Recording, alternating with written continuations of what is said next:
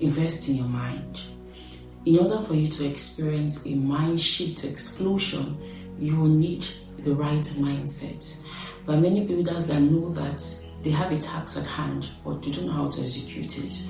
So oftentimes when we experience a block, when we experience stagnation, it is because our mind is not properly equipped with the right knowledge that can set us up for execution. So what do you do when you realize that you are currently at that stage where it feels like, oh, you are stopped? I don't know how to move forward. I've just been in this particular place, but there's a certain thing that I need that can take me from this point I am at the moment to the next point. And that thing you need is a mind shift. You know, the scripture talks about renewing your mind, and it goes beyond telling us to renew our mind and showing us how to renew our mind, right? It tells us to renew our mind by the Spirit in order to produce that which is good, perfect, and profitable. Now, if you want to be productive in the right way, in a way that is profitable, not just to you, but to everyone connected to you, right? That thing which you are invested in building, you would have to renew your mind by the Spirit. How do you renew your mind by the Spirit? You were created in the image and likeness of God. There are certain things about your wiring that you do not know.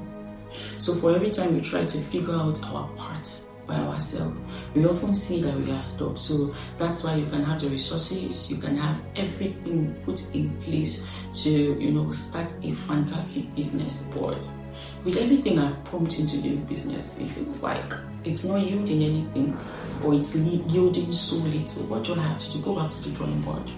The one who created you, the one who has your formation in place, knows what you were wired for. So that's where the place of renewing your mind by the Spirit comes in. So you are sitting by the Spirit, or you are sitting with the Spirit of God, and you are asking questions. What is it I have to do? And how do I have to do these things? That is why you saw that Moses was on the mountain. He stayed with God. He was able to download the blueprint of how the tabernacle will be built. Now, if Moses was not at that mountain, he would definitely not have gotten the blueprint, right? So oftentimes we search for the blueprint in the wrong places. Meanwhile, where you need the blueprint is before God. You need to understand that the world system is not God's system. In Romans chapter 12 verse 2, and be not conformed to this world. Be not conformed to this world. Most of us are lost, right, in the market of life because we are trying to do things according to the world system. But the Lord is saying, that which the world is looking for is inside you, because you're my builder. I have put upon you the spirit of wisdom, knowledge, and craftsmanship. Do you know what He has put upon you? Spirit of excellence, spirit of understanding. Where people lack knowledge on what to do, right? Because you have that spirit inside of you, you quickly come up with a solution. You're like, oh, this is what we have been looking for. How did you know this? I'm like, if you had left me to myself, I would definitely not know it. But it is the Spirit of God inside of me that responded. You also need, as a builder, building for God here on earth, one mistake you should never make is a mistake of taking the glory to yourself. When you've been able to achieve a certain feat and you're being praised, no. Because definitely it wasn't your knowledge, it wasn't your wisdom that, brought that achievement. It was the Spirit of God inside of you, the Spirit of excellence, the Spirit of wisdom, the Spirit of knowledge that made that possible. Every builder needs to renew their minds. The builder's mindset is that which is renewed. Kingdom builders are not mediocres. No. Kingdom builders are not mediocres.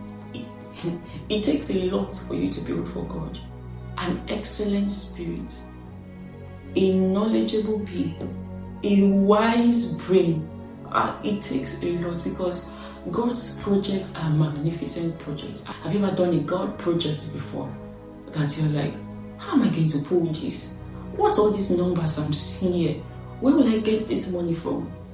God's projects are big projects. So you will need a big mind. You will need a big brain that can contain that which God is pouring inside of you.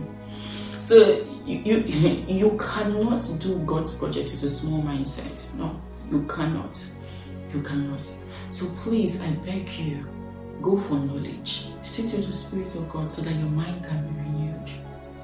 And remember, you are the Lord's builder, and everything you get built here on earth must be built according to His standard. So you are here to solely represent God. Let it be that whenever you are being called upon to represent God in those global platforms, people can ask, who is your God? Just like Daniel, Meshach, and Abednego. They were not in a church setting. They were not in a temple.